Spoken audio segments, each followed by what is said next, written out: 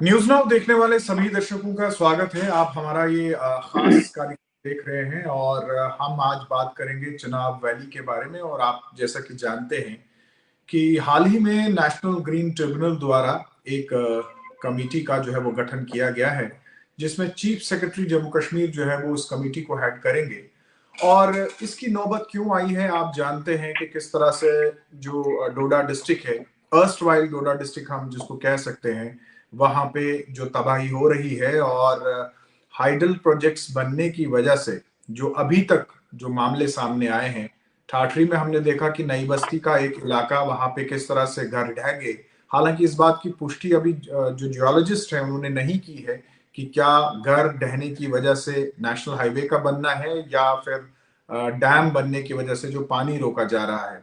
इसके अलावा कल हम देखें तो रामबन के जो डोकसर डल करके एक जगह का नाम है, वहां पे जिस तरह से जो घर जो है वो ढह गए और कहीं ना कहीं एक तबाही का आलम जो बना हुआ है। और चिनाब वैली के ऊपर जो है वो खतरे के बादल जो है मंडरा रहे हैं। नेशनल ग्रीन ट्रिब्यूनल जागा जरूर है, लेकिन मुझे लगता है कि काफी देर हो चुकी है जागने में। और मैं अपना जाती तजुर्बा आपको बताऊं, पिछले दिनों जब ठाठरी एक कवरेज के लिए हम गए, इसी स्टोरी को कवर करने के लिए, तो बटोत से नीचे जाने के बाद जो खौफनाक मंजर मुझे देखने को मिला। पिछले लगभग 25 सालों से मैं इस हाईवे पर सफर करता हूं, लेकिन बटोत से नीचे जाने के बाद हमें सामने एक खूबसूरत मंजर दिखता था, जिसमें पहाड़ों पर पेड़ और खूबसूरती, ताज़ा हवा।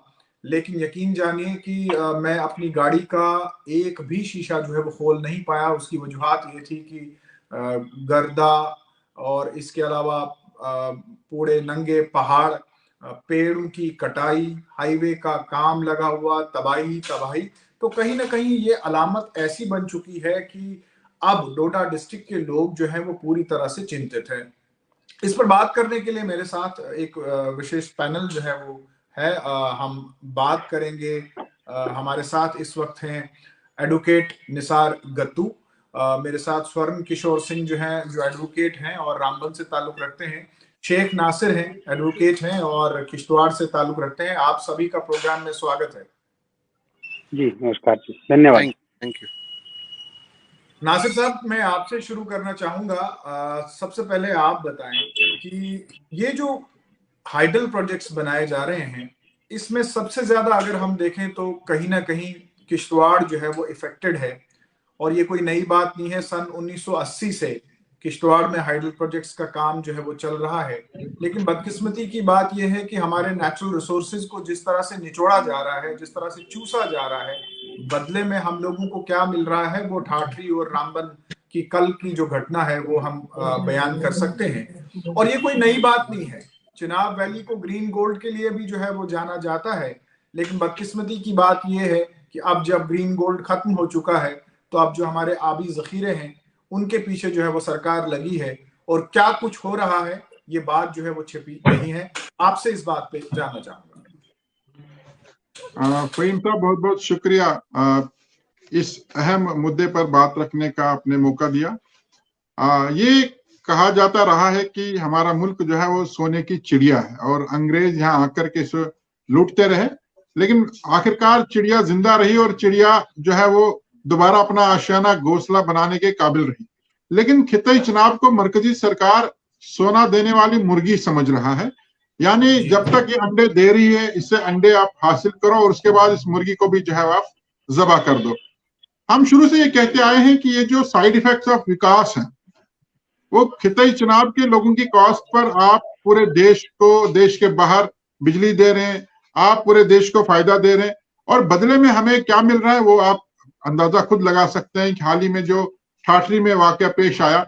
या मैं थोड़ा पीछे जाकर के अगर आपको बता दूं कि जब बगलियार पावर प्रोजेक्ट मुकम्मल हुआ था, उसके बाद असर का नेशनल हाईवे का एक बड़ा पैच जो है वो खिसक गया था और कई हफ्तों तक दोनों इजला डोडा और किश्तवाड़ बाकी दुनिया से मुनकता होकर रह गए थे। और अब क्योंकि किश्तवाड़ जो है वो सेंटर पॉइंट बना हुआ है, यहाँ से आप 10,000 मेगावाट बिजली पैदा करने की इस चिनाब में सलाहियत है। और इस वक्त यहाँ बहुत सारे पावर प्रोजेक्ट्स पर काम हो रहा है, चाहे डुलहस्ती पावर प्रोजेक्ट का जो सेकंड फेज है, कीरू क्वाड है, या आपका रटले है, या पकल डूल है। तो जितने सारे जो ये पावर प्रोजेक्ट्स पर काम हो रहा है, इस काम की वजह से जो यहाँ के माहौलियात को नुकसान हो रहा है, जो यहाँ के जंगलात का नुकसान हो रहा है, जो दरियाई चिनाब के साथ छेड़छाड़ हो रही है, बदले में इसको प्रोटेक्ट करने के लिए, इस माहौलियात को प्रिजर्व करने के लिए जरा भी काम नहीं हो रहा है। अगर आप ठाठरी से ऑनवर्ड्स देखें कि चाहे हाईवे का काम है या पावर प्रोजेक्ट्स का काम है, इनके लिए जो मग डिस्पोजल पॉइंट्स बनाए गए हैं, वहां पे कोई भी जो मलबा है, जो मग है, वो वहां डंप नहीं की जा रही, सीधा दरियाई चिनाब में जाकर के फेंकी जा रही। और ये हर कोई जानता है कि दरियाई चिनाब के पानी के जो उसका अंडर करंट है वो बहुत ज्यादा है। तो जब आप इस दरिया के साथ, जब कुदरती वसाइल के साथ हम छेड़छाड़ करते हैं, जब हम दरिया का रुख मोड़ने की कोशिश करते हैं, तो कितना तबाही कर सकता है वो हमने देखा है। आहिस्ता आहिस्ता जो है ये पानी, जो दरियाई चिनाब का पानी है, वो आहिस्ता आहिस्ता आसपास के इलाकों में अंदर ही अंदर जो है वो अपनी जगह बना रहा है। और मैं आपको बता दूं कि आप इस बात से भी अंदाजा लगा सकते हैं कि किश्तवाड़ शहर से, किश्तवाड़ कस्बे से दरियाई चिनाब बेशक दूर है, लेकिन किश्तवाड़ कस्बे के अंदर हर 2-3 किलोमीटर के बाद आपको एक चश्मा मिलता था। जितने भी नेचुरल स्प्रिंग्स थे, आज आप देखें एक भी चश्मा आपको कस्बा किश्तवाड़ या इसके मूल्य का आपको किसी भी चश्मे में पानी नहीं मिलेगा। तो इस तरह से आप देखें, किश्तवाड़ में हमने जनवरी फरवरी में अच्छी खासी बर्फबारी देखी है, लेकिन इस साल एक बार, वो भी कुछ इंच बर्फ जो है वो कस्बा में देखी गई। इस कदर जो है हम लोग इस पावर प्रोजेक्ट्स और इस विकास की नजर चढ़ चुके हैं, और आने वाले दिनों में इससे ज्यादा तबाही होने का जो अंदेशा। लेकिन बदले में हमारे साथ क्या हो रहा है, मैंने इस हवाले से जब एक बार एनएचपीसी से ये जानने की कोशिश की कि आप हमारा पानी, हमारी आबोहवा, हमारे दरिया, हमारे जंगलात, इनका नुकसान तो कर ही रहे हो, बदले में अगर सिर्फ डुलहस्ती की बात करें तो 2.5 करोड़ रुपया दिन की आमदन डुलहस्ती से एनएचपीसी हासिल कर रही, तो बदले में आप किश्तवाड़ को दे क्या रहे हो? तो आप भी सुनकर हैरान हो जाएंगे। एनएचपीसी का जो जवाब मुझे मिला, उसमें यह कहा गया कि हमारे पास केंद्रीय विद्यालय है जो एनएचपीसी कॉलोनी के अंदर फंक्शनल है, और जहां पर किश्तवाड़ कस्बे के कुछ 10-20 बच्चे जो वहां पढ़ाई हासिल कर रहे हैं। हमारे पास चिनाब हॉस्पिटल नाम से एक अस्पताल जो है एनएचपीसी के अहाते के अंदर है, तो वो हमने लोगों के लिए खुला रखा है, जबकि उस चिनाब हॉस्पिटल में सिर्फ एक डॉक्टर तैनात है। एनएचपीसी के लोग खुद डिस्ट्रिक्ट हॉस्पिटल आते हैं, तो ये बदले में मिल रहा है। बदले में जो 2.5 करोड़ दिन की आमदनी हासिल करते हैं, उससे मैं तो कहता हूं कि 250 रुपए भी किश्तवाड़ के लिए नहीं मिल रहा। तो और बदले में सिर्फ हमें तबाही मिल रही है, नुकसान मिल रहा है, हमारे जंगलात का नुकसान।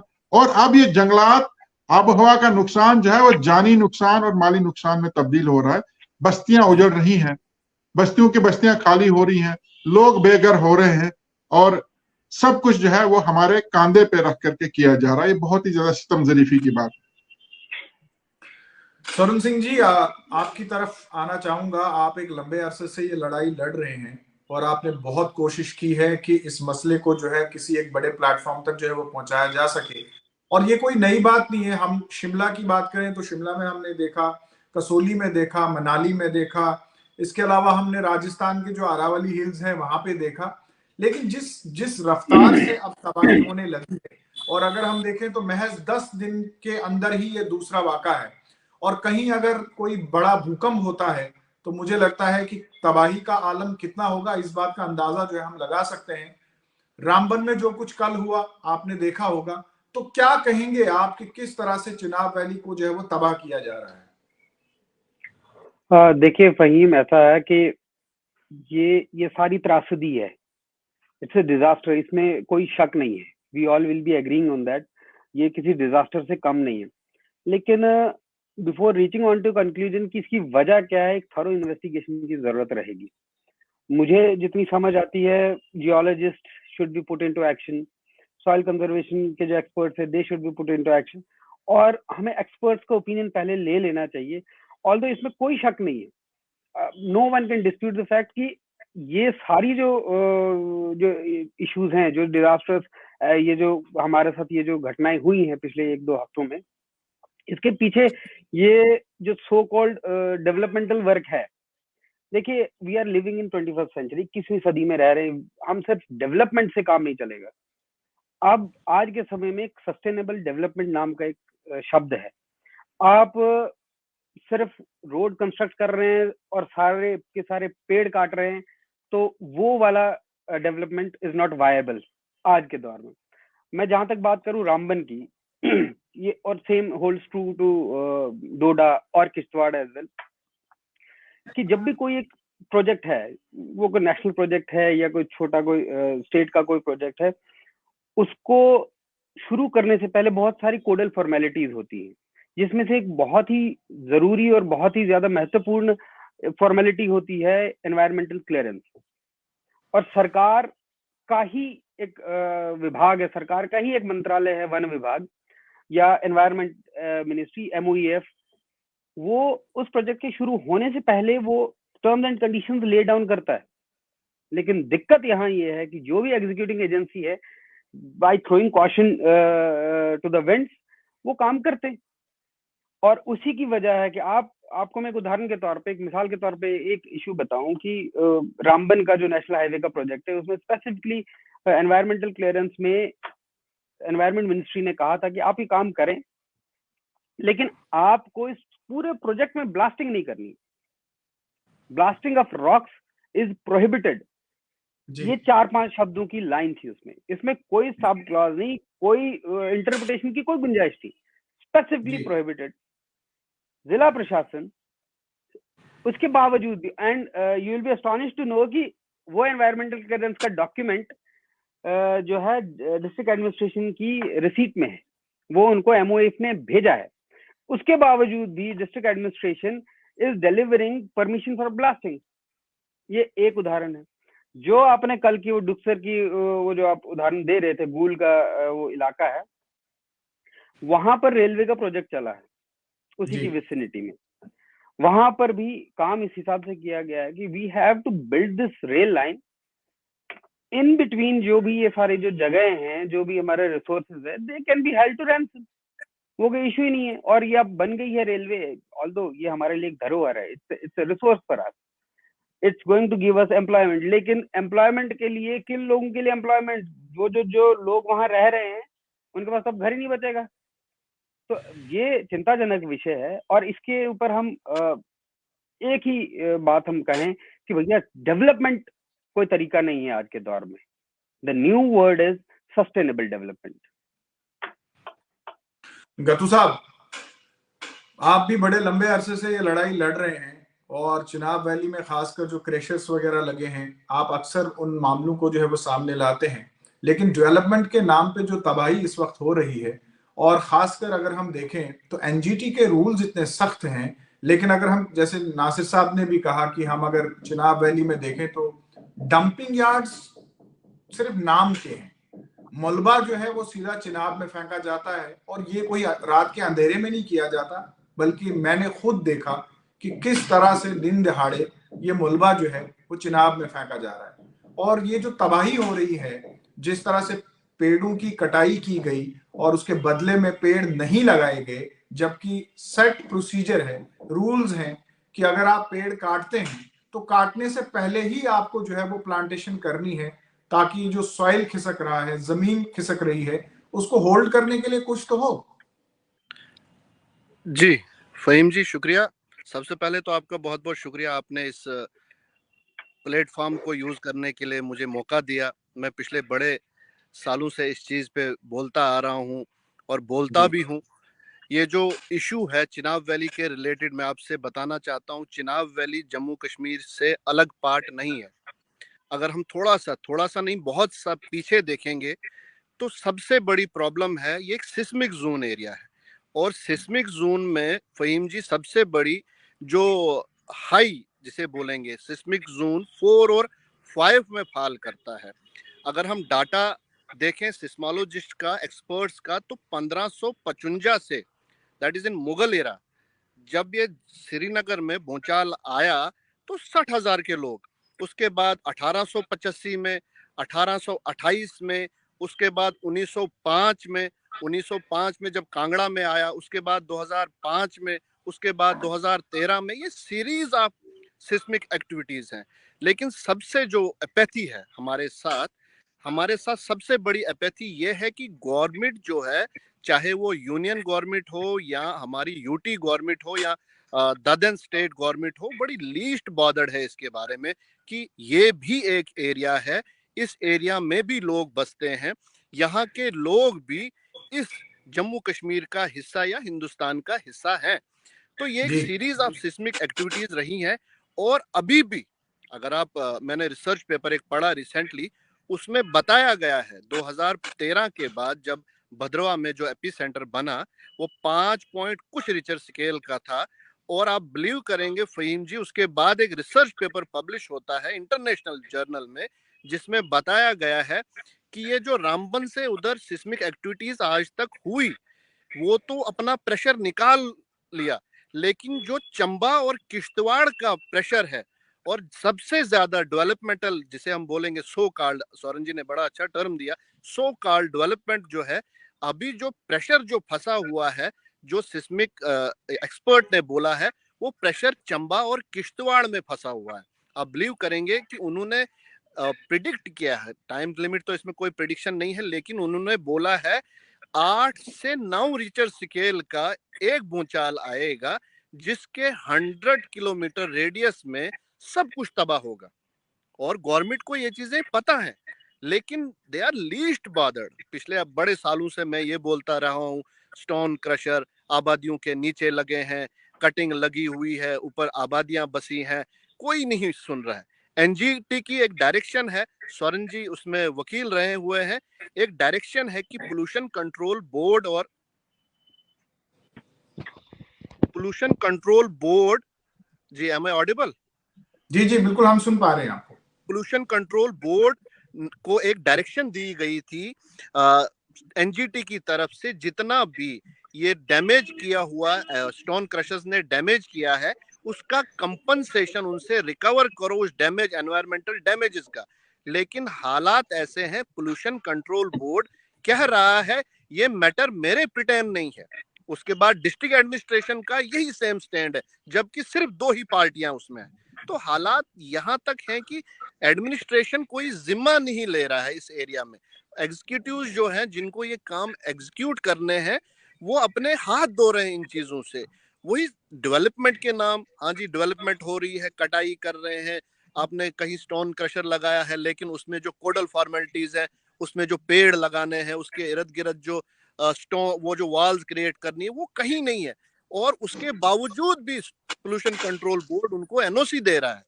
और डिस्ट्रिक्ट एडमिनिस्ट्रेशन के 2 या 3 किलोमीटर, हम सभी जानते हैं, हम उस एरिया से आए हुए हैं, आपने देखा होगा बिल्कुल नाक की सीध में वो चीजें हैं। और फहीम जी आप बिलीव करेंगे क्या वो आते जाते ये नहीं दे सकते हैं? एनजीटी का पैनल दिल्ली में बैठ के सुमोटो कॉग्निजेंस लेके डोडा को देख सकता है मीडिया के थ्रू, बल्कि डिस्ट्रिक्ट एडमिनिस्ट्रेशन ये नहीं देख सकती है कि आपके बिल्कुल नाक के नीचे इतने एनवायरमेंटल वो पोल्यूशन क्रिएट किया जा रहा है, वो कोई नहीं देख रहा है।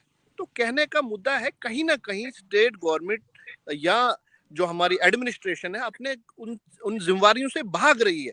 ये इतना सीरीज है। और आप देखो कि ये रियासी फॉल्ट लाइन से चल रहा है। अभी तो एक नया आने वाले वक्त में, मैं ये नहीं बोलूंगा कि वो इतना हैजर्डस रहे, आने वाले वक्त में एक लिथियम का यहाँ पे भंडार निकला हुआ है।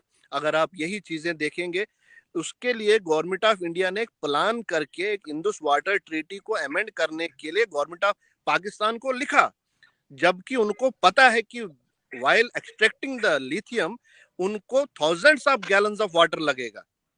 आप चिली की मिसाल लीजिए, वहां पे कहत पड़ गया है पानी का, वहां पे पानी नहीं है उनको पीने के लिए।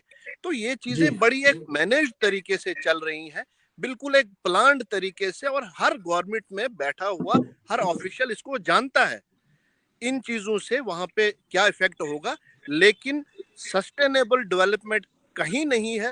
डेवलपमेंट कर रहे हैं at the cost of people, वहां की जानों पे, वहां की बिल्डिंगों पे, वहां के जिसे आपने बोला ग्रीन गोल्ड फॉरेस्ट पे। तो ये डेवलपमेंट है लेकिन किसी के फायदे की नहीं है। फहीम जी, नासिर साहब, डेवलपमेंट हो रही है और खासकर हम बिजली की बात करें तो बिजली जो है वो किश्तवाड़ को कितना शेयर मिल रहा है ये हम भी जानते हैं, डोडा डिस्ट्रिक्ट को कितना शेयर मिल रहा है हम भी जानते हैं, और खासकर सर्दियों में वहां पे बिजली के हालात कैसे रहे इससे हम बखूबी वाकिफ। लेकिन कुदरत के साथ जो खिलवाड़ किया जा रहा है फेज्ड वाइज अगर हम देखें, आप देखिए माइनिंग कितनी दबाकर हो रही है। अभी गत्तू साहब ने भी बताया कि जो क्रशर्स चल रहे हैं, नेचुरल रिसोर्सेज के साथ जब भी, या हम ये कहें कि कुदरत के साथ जब भी ऐसा खिलवाड़ होगा तो हमें तो खमियाजा भुगतना पड़ेगा। टर्की में अभी हमने देखा कि क्या कुछ हुआ, लेकिन हम लोग जो है संभलने के लिए तैयार ही नहीं है, सीख लेने के लिए तैयार नहीं है। और मैं एक पर्सनल अपना जाती तजुर्बा प्रोग्राम में पहले शेयर कर रहा था। मैं ये बता रहा था कि मैं काफी लंबे अरसे के बाद अभी जब ठाठरी गया तो यकीन जानिए कि बटोत से नीचे आने के बाद जब मैंने वो खाली पहाड़ देखे और हर जो हवा थी उसमें वो मिठास के बदले में सिर्फ गर्दा था, तो मैं हैरान और परेशान हो गया। और मैंने द्राबशाला को जो इलाका देखा कि वो किस तरह से हरा होता था, वहां पे कितनी खूबसूरती होती थी, लेकिन आज तो मुझे वो रेगिस्तान जैसा लगा। तो क्या अगर हम आज भी नहीं जागेंगे तो आने वाले वक्त में हम और तबाही देखेंगे? मैं गत्तू साहब की एक बात से इत्तेफाक नहीं रखता हूं। गत्तू साहब ने कहा कि डेवलपमेंट किसी की नहीं हो रही, डेवलपमेंट कुछ लोगों की हो रही है। गत्तू साहब, वो आप भी जानते हैं, और वही लोग जिम्मेवार हैं। ये जो डेवलपमेंट आप कह रहे हैं किसी के फायदे की नहीं, ये कुछ लोगों के फायदे की है, और वो लोग कौन है वो हम सब जानते हैं। तो लिहाजा जिन लोगों ने इन चीजों पर रोक लगानी थी या इन चीजों के बारे में चिंता जतानी थी, वो लोग खुद इसमें मुलविस हैं। चाहे आप स्टोन क्रशर्स की बात करें, चाहे आप बड़े बड़े प्लांट्स की बात करें, या पावर प्रोजेक्ट्स या कंस्ट्रक्शन की बात करें। सितम जरीफी की बात यह है कि खिताई चुनाव में ये जो विकास, जिसको हम कहते हैं सो कॉल्ड विकास हो रहा है, ये कुछ लोगों के लिए जरूर विकास है, लेकिन आम लोग, आम जनता के लिए ये तबाही है। अब आप बता रहे थे कि कुदरत के साथ खिलवाड़। देखिए, जहां तक मेरी नॉलेज है, जब बगलियार पावर प्रोजेक्ट बन रहा था तो एक डिवीजन क्रिएट की गई थी फॉरेस्ट डिपार्टमेंट ने, cat, catchment area treatment Baglihar Batote division. तो मेरे साथी जो रामबन से ताल्लुक रखते हैं शायद बेहतर जानते होंगे, जहां तक मेरी इंफॉर्मेशन है वो वाइंड अप कर दी गई है। जब आपके मनफी असरात इन प्रोजेक्ट्स के होने हैं, उस वक्त आप उस डिवीजन को वाइंड अप करते हैं। उस डिवीजन में करोड़ों रुपया आता था, जो दरियाई चिनाब के इर्द गिर्द प्लांटेशन, कैचमेंट एरिया की जो प्रोटेक्शन है उसके लिए सर्फ होना था। लेकिन जब आप बटोत से किश्तवाड़ तक चलेंगे, आपको दरियाई चिनाब के किसी भी जगह किनारे पर ना तो कोई प्लांटेशन दिखेगी, ना आपको वॉलिंग दिखेगी। वो डिवीजन जो क्रिएट की गई थी, उस डिवीजन के तहत जो अरबों रुपया आया वो कहाँ लगा? वो भी विकास वाले लोगों के घरों में चला गया। तो कहीं ना कहीं अभी भी मौका है सरकार को और जिम्मेवार लोगों को इस तरफ तवज्जो देनी चाहिए कि जो भी एनवायरमेंटल हजार्ड्स इस वक्त इस विकास की वजह से पैदा हो रहे हैं, चाहे पावर प्रोजेक्ट्स को लेकर के बात करें या नेशनल हाईवे जो बन रहा है उसको लेकर बात करें, उसे किसी हद तक, देखिए हम इसको पूरी तरह से कंट्रोल नहीं कर पाएंगे। कुदरत के साथ छेड़छाड़ जो हमने की है, इसका खमियाजा हमको भुगतना ही पड़ेगा। लेकिन खमियाजा थोड़ा कम हो, उसके लिए कोई इस तरह के इकदाम उठाए जाएं कि यहाँ प्लांटेशन हो, यहाँ पर जो कैचमेंट एरिया ट्रीटमेंट के जो तरह तरह के हमारे जो वर्क्स एक्टिविटीज रहती हैं वो हों। ऐसा कुछ भी नहीं हो रहा है, और कुदरत के साथ छेड़छाड़ जरूर महंगा पड़ेगा। आज ठाठरी है, कल को बाकी बस्तियां भी इसमें डूब जाएंगी। हमारे पास पुल डोडा, जब हम जम्मू से किश्तवाड़ आते थे, पुल डोडा सबसे ज्यादा बिजी और चहल पहल वाली जगह थी, जहां अक्सर गाड़ियां रुकती थी। इस वक्त पुल डोडा जो है वो दरियाई चिनाब के अंदर गर्क हो चुका है। अब वहां पे तो सिर्फ आपको चील कौवे ही मिलेंगे। आहिस्ता आहिस्ता अब जो नए प्रोजेक्ट्स बन रहे हैं, हमारा कांदनी इसके अंदर सबमर्ज हो रहा है, और जो बड़ा रिजर्वायर, जो बड़ा डैम बन रहा है जिसमें पूरा मड़वा वाड़न इलाका, ये कहा जाता है कि कुदरत ने अगर जम्मू कश्मीर में कोई खूबसूरत जगह बनाई है वो मड़वा और वाड़वन है। पूरे का पूरा मड़वा इस डैम की जद में हो रहा है। पूरे का पूरा मड़वा जो है वो जो है सबमर्ज हो रहा है।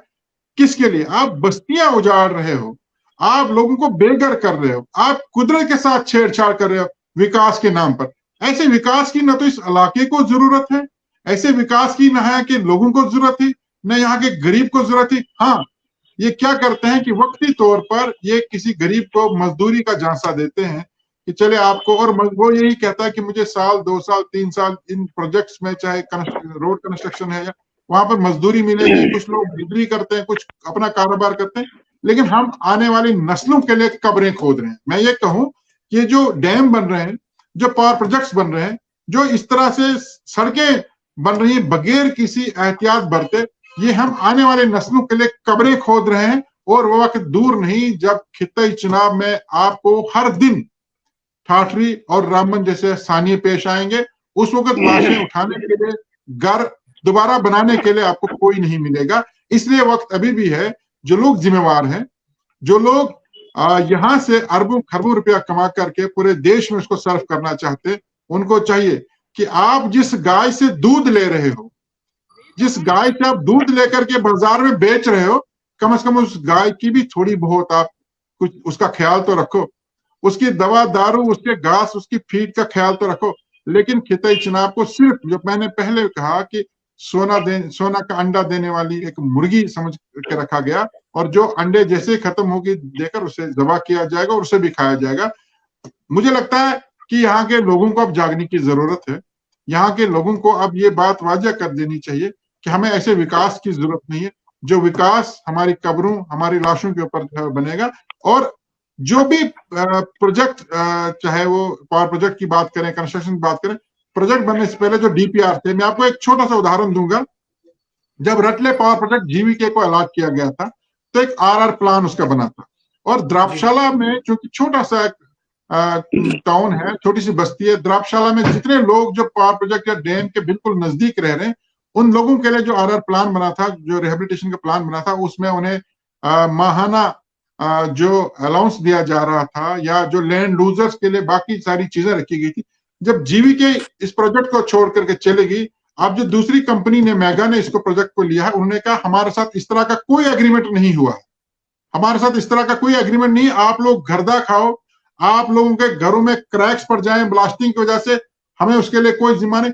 तो समझने की बात यह है कि जहां पहले से बेहतर अब हमें देखना चाहिए था। अगर उस वक्त हमने थोड़ा कम लोगों की सहूलियत, लोगों के तहफ्फुज के लिए सोचा था, अब हमने मंफी असरात देखे, हमें उससे ज्यादा करना चाहिए, लेकिन हम लोग इससे पीछे जा रहे हैं। जो पुराने प्रोजेक्ट में काम जिस कंपनी को अलॉट हुआ था, उसके साथ जो हमारे एग्रीमेंट्स थे जो लोगों के तहफ्फुज के लिए थे, आज की डेट में जो नया एग्रीमेंट हो उसमें वो चीजें रखी नहीं गई।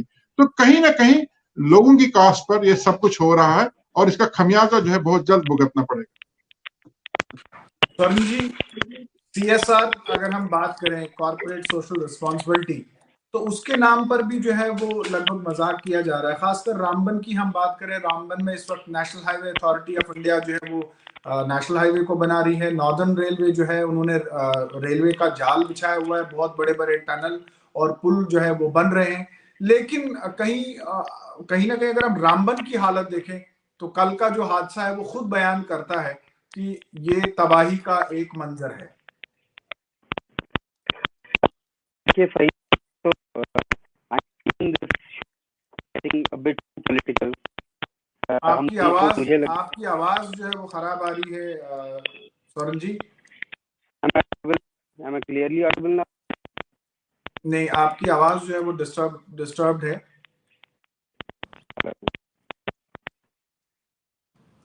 जी,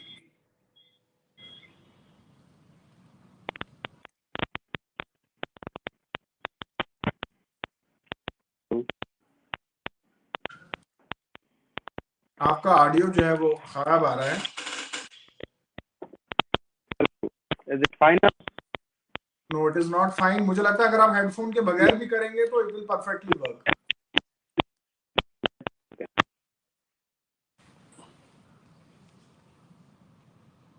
गतू साहब, यही सवाल आपसे, सीएसआर बहुत इंपॉर्टेंट, लेकिन क्या कुछ किया जा रहा है सीएसआर पे? देखिए, मैं नासिर साहब से एक बड़ा मौदबाना रिक्वेस्ट भी कहूंगा, क्योंकि तजर्बे में भी मुझसे ज्यादा हैं जी। जहां ये विकास की बात कर रहे थे, तो विकास 2014 से ये वर्ड आया है, बगलियार 2014 से पहले है। उसमें किसके क्या हुआ वो अलग बात है, लेकिन मेरा एक ही मानना है, डीपीआर जब बनती है, डीपीआर में कोडल फॉर्मेलिटीज हर चीज की होती है। इम्प्लीमेंटिंग एजेंसीज जो है वो कहीं ना कहीं पॉलिटिकली, या जिसे हम बोलें अपने मफाद के लिए, या पॉलिटिकली कहीं इन्फ्लुएंस होते हैं। डीपीआर जो आपने सीएसआर, ये जो चीज हमारी रेस्पॉन्सिबिलिटीज जो है वो कहीं ना कहीं इन्फ्लुएंस होती है। बगलियार की बात जो इन्होंने बोला, कैट की जो बात बोली, कैट में 2008 का एक ऑर्डर था जिसमें रिहेबिलिटेशन ऑफ पुलडोडा था, उसमें 5 मरले की जमीन देनी थी उस बंदे को जिसका घर उसमें सबमर्ज हुआ है, 1 मरला उसको देनी थी जिसका कोई बिजनेस एस्टेब्लिशमेंट या कोई दुकान उसमें चली गई हो। लेकिन 2008 से लेके मैं कहता हूँ 5,86,00,000 रुपए 2008 में पहला टर्म रिलीज हुआ था कैट में, जो आज भी कैट के डीसी ऑफिस में अकाउंट में पड़ा है और टाइम टू टाइम डीसी ने उसमें मीटिंग्स ली है, लेकिन आज तक वो एक्विजिशन कहीं पे नहीं आई फहीम जी। उसके सिलसिले में वो डीसी रेस्पॉन्सिबल है, ना कि कोई पॉलिटिकल जो उसमें देखा गया हो या कोई ठेकेदार। सबसे बड़ी अपैथी है फहीम जी ये सबलेट का। ये ठेके जो है आजकल जो हमारे चिनाब वैली में एक ट्रेंड चला हुआ है, एक बड़ा सा कॉन्ट्रैक्टर टेंडर लेता है जो दिल्ली में बैठा होता है, उसके बाद उसको सबलेट जो जम्मू में कॉन्ट्रैक्टर बैठा है, उसके बाद वो सबलेट जो डोडा में छोटे छोटे कॉन्ट्रैक्टर हैं जिनके पास कोई एक्सपर्ट मैकेनिज्म नहीं होता है, उनके पास कोई एक्सपर्ट इंजीनियर्स नहीं होते हैं, उनके पास जो डीपीआर की कॉपीज नहीं होती है, उनके पास वो मैप नहीं होती है कटिंग कहाँ करनी है क्या नहीं करना है। तो ये कहीं ना कहीं एडमिनिस्ट्रेशन की जो इम्प्लीमेंटिंग एजेंसीज है वो फॉल्ट में है। आप देखो कि अगर डीपीआर आज बना होता ठाठरी के रोड का, अभी बोल रहे हैं एफआईआर लग गई है कॉन्ट्रैक्टर, किस कॉन्ट्रैक्टर को? वो बंदा जिसके हिस्से में वो कॉन्ट्रैक्ट है ही नहीं, उसको चलाने वाला कोई दिल्ली में बैठा हुआ है। वो सबलेट जो मशीन चलाने वाला है वो कॉन्ट्रैक्टर नहीं है, उसको तो ये भी नहीं पता होगा कि किस अलाइनमेंट में रोड लेना है। तब जाके ये चीजें हमारी प्रॉब्लम होती हैं। कहीं ना कहीं एडमिनिस्ट्रेशन, जो मैं सबसे पहले मैंने आपको बोला कि एडमिनिस्ट्रेशन को कहा गया कि आप इनसे कंपनसेशन रिकवर करो, तो वो नहीं होती है। एडमिनिस्ट्रेटिव पार्ट पे कहीं ना कहीं ये चीजें हैं, ये डेवलपमेंट अपने जेबों के लिए या कहीं ना कहीं उन इम्प्लीमेंट करने में फेल हो जाते हैं। तो ये मैं कहता हूँ हमारा फहीम जी, आप जिला का अस्पताल लीजिए, रिसेंटली आपने देखा होगा कि जो ही एक्सीडेंट होता है उनको दिल्ली या जम्मू लाते हैं। क्या वहां पे डॉक्टर्स नहीं है? क्या मशीनरी नहीं है? सब कुछ है, लेकिन जिम्मेवारी लेने में कोई नहीं लेता है। वैसे ही डीसी डोडा में है, रामबन में है। आप देखो रामबन में सोरेन जी कट गए लेकिन ये एंडोर्स करते, एक प्रीतम सिंह वर्सेस स्टेट का केस था जिसमें एचसीसी और गहमन को 2-2 करोड़ 4-4 करोड़ का फाइन पड़ा। आप उसमें देखो, लेकिन कहीं ना कहीं आप इतने इलीगल चीजें चल रही है, क्या एडमिनिस्ट्रेशन उसको देख रही है? ठीक है, पॉलिटिकली मोटिवेटेड हो सकती है किसी ठेकेदार की, लेकिन अगर हमारे डीसी, एसपी या डिस्ट्रिक्ट एडमिनिस्ट्रेशन या यूटी एडमिनिस्ट्रेशन भी इसी के चक्कर में है, तो फिर तो उनके खिलाफ एक्शन लेना चाहिए, फिर तो उनको कहीं कटघरे में खड़ा करना चाहिए उनके खिलाफ क्राइम में। लेकिन कहीं ना कहीं हम लोग फेल हो रहे हैं। हमें इतना समझ नहीं आ रहा है कि ये हमारा अपना काम है। आप देख लो पूरा चिनाब वैली, आज तक कभी आपने किसी एनवायरमेंटल टॉपिक पे कहीं पे एजिटेशन देखा? कहीं नहीं देखा। हम लोग कर रहे हैं वो, हम सबलेट में वही हम लोकल ठेकेदार वहां के काम करते हैं और अपना ही घर काटते हैं, अपने ही पेड़ उजाड़ते हैं। लेकिन किसी भी आप स्कूल में देखो, कहीं कॉलेज में देखो, कहीं एडमिनिस्ट्रेटिव लेवल पे देखो, आप कोई भी ऐसी चीज नहीं है जहां पे लोगों को ये अवेयरनेस हो कि भाई ये आने वाले जनरेशन्स के लिए, जैसे नासिर जी ने बोला, आने वाले जनरेशन्स के लिए हम कब्रें खोद रहे हैं। वो ऐसी अवेयरनेस कहीं नहीं है। इवन कि हम घरों में ये चीजें कभी नहीं बोलेंगे, हम अपने बच्चों को कभी नहीं बोलेंगे कि पेड़ लगाओ, पेड़ से ये होता है। हाँ, ये बोलेंगे उसने चोर है, वो ये चकोर है, ऐसा है, लेकिन हम उनको एक जिसे बोलते अच्छा शहरी नहीं बना पा रहे हैं। तो ये चीजें हमारे कहीं ना कहीं हमारे लेवल में है। अब हम जाके दिल्ली वाले या पंजाब वाले या कश्मीर वाले को हम कटघरे में खड़े करें तो मैं सोचता हूँ गलत है। सबसे पहले हमें अपने आप को खड़ा करना चाहिए उस कटघरे में कि क्या हम कभी इस सिलसिले में एडमिनिस्ट्रेशन के पास निकले, कहीं 10 बंदे 100 बंदों का एजिटेशन निकला। हाँ, पॉलिटिकली हम बहुत बड़ी बड़ी रैलीज करते हैं, पॉलिटिकल गेन के लिए हम बड़ी बड़ी रैलीज करते हैं, लेकिन आज तक अपने एरिया या अपने एनवायरनमेंट को बचाने के लिए शायद ही फहीम जी आपने कि पूरे चिनाब वैली के एरिया में कोई एजिटेशन देखा होगा, कोई ऐसी बात किसी पॉलिटिकल पर्सन से देखी होगी कहीं अच्छे प्लेटफार्म पे, कहीं दिल्ली या बड़े बड़े चैनलों पे कहीं आपने ये नहीं देखी होगी कि यहाँ भी ऐसी चीजों से लोगों को नुकसान पहुंच रहा है। मेरा फिर वही रहेगा कि दिल्ली में बैठे एनजीटी के पैनल ने, एनजीटी के प्रिंसिपल बेंच ने सुमोटो कॉग्निजेंस लेके ये देखा कि ठाठरी में क्या हो रहा है, लेकिन डिस्ट्रिक्ट एडमिनिस्ट्रेशन और यूटी की एडमिनिस्ट्रेशन को नजर नहीं आया। जम्मू से जियोलॉजी माइनिंग के 3 बंदे गए मोबाइल फोन हाथ में लेके फहीम जी, और उन्होंने फोटोग्राफी करके ये बताया कि ये सिस्मिक जोन और कटिंग या दूसरी डेवलपमेंट या डैम के रिलेटेड कोई भी बात नहीं है, सिर्फ 2 मोबाइल कैमरे लेके। तो आप देखो उनकी सीरियसनेस कितनी है। इसी सिलसिले में जब एनजीटी ने इसमें तो वाडिया इंस्टीट्यूट ऑफ जियोलॉजी, उन्होंने तो उसको बाज़ाब्ता कमेटी में रखा। अब जब जो कोई ये ऊपर से देखने आते हैं, हमारी ये पहाड़ जो है बहुत फ्रेजाइल है, बहुत नए पहाड़ है, तो इनके लिए हम लोगों को खुद उठना है। मेरे लिए लड़ने के लिए कोई दिल्ली से बंदा नहीं आएगा। हाँ, यहाँ पे दिल्ली में एक ऑर्गेनाइजेशन है, उसे मेघा पाटिकर आई थिंक चलाती है, उन्होंने कितनी रिसर्च की है हमारे एरिया में, लेकिन मुझे कहीं नहीं लगता हमारे लोगों ने, हमारे वहां से कितने ही जियोलॉजिस्ट हैं हमारे चिनाब वैली से, उन्होंने कभी इस चीज पे कोई बयान नहीं दिया, उन्होंने हमें कभी इस चीज के लिए वार्न नहीं किया। तो कहने का मुद्दा है कि कहीं ना कहीं हमें सबसे पहले अपने गिरेबान में देखना है कि मैं कितना कर रहा हूं, मैं अपने घर को सजाने के लिए कितना कर रहा हूं, मैं अपनी दीवारें तो ठीक कर रहा हूं, लेकिन जो लॉन है मेरा, वहां पे भी मैं पानी दे रहा हूं। मैं डोडा में, आपको पता है डोडा में रहता हूं, डोडा से 1 किलोमीटर नीचे उतरता हूं, किश्तवाड़ साइड में देखता हूं तो इंसान मुंह खुला का खुला रह जाता है कि आया कब हम नीचे आएंगे, ऐसी हालात है। तो कहीं ना कहीं मैं अपने आप को इस कटघरे में खड़ा करके जब पूछता हूँ तो मुझे लगता है कि ये मेरी ड्यूटी है, ये मेरा ये मेरा जिसे बोलेंगे मेरा मन है, मैं निकलूं और लोगों के सामने इस चीज को बोलूंगा। कल आने वाली जनरेशनों में इतना तो रहेगा कि कोई बोलने वाला था।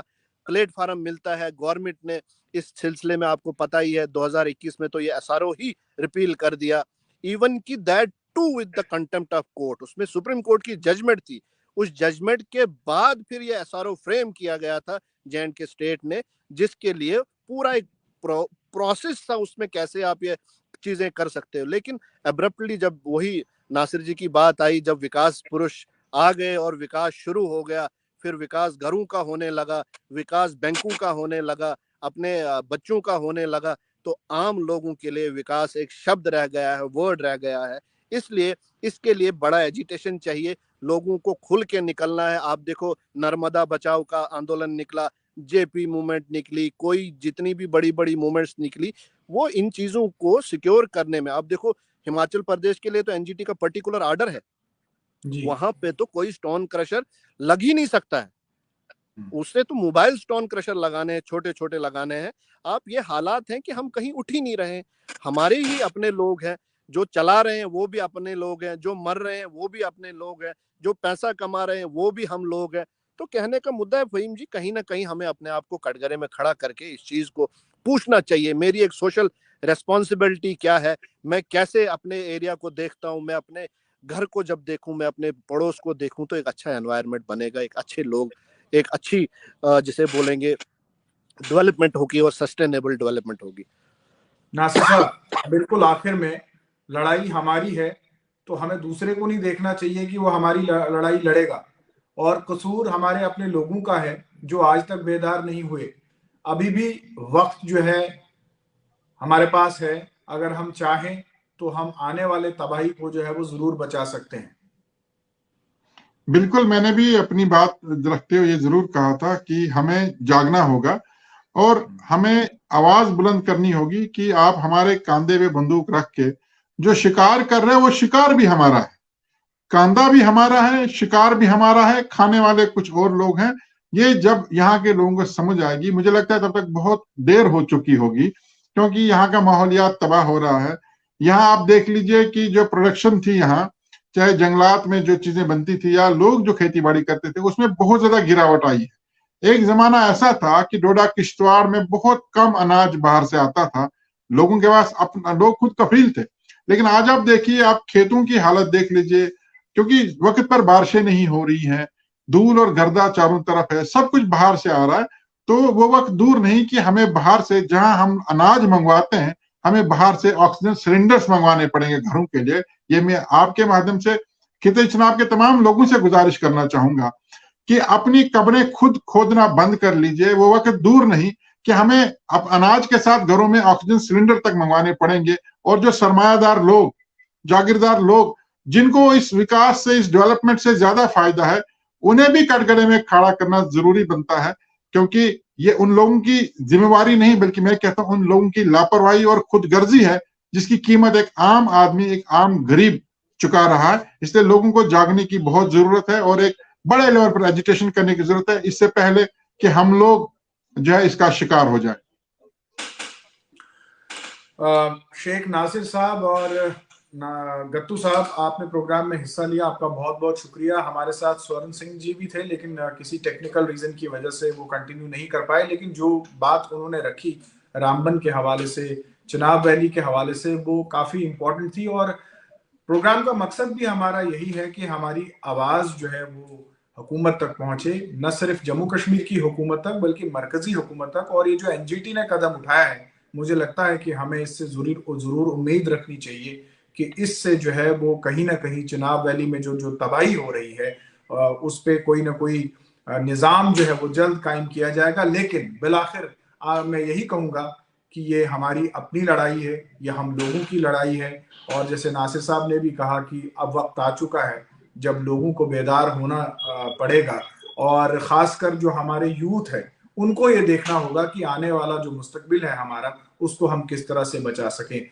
आखिर में फिर से एक बार आपने हिस्सा लिया, आपने हमारे सवालों का जवाब दिया, आपका बहुत बहुत शुक्रिया। तो ये हम बात कर रहे थे आज चिनाब वैली में जो हालात इस वक्त पैदा हुए हैं। खासकर चंद रोज पहले हमने देखा कि ठाठरी में क्या कुछ हुआ, और अब रामबन में भी हम देख रहे हैं कि किस तरह से वहां पे हालात जो है वो ऐसे बने हुए हैं कि तकरीबन 13 घर जो है वो ढह गए हैं। और आने वाले वक्त में ऐसी तबाही ना हो, नेशनल ग्रीन ट्रिब्यूनल द्वारा जो है एक कमेटी जो है वो बनाई गई है।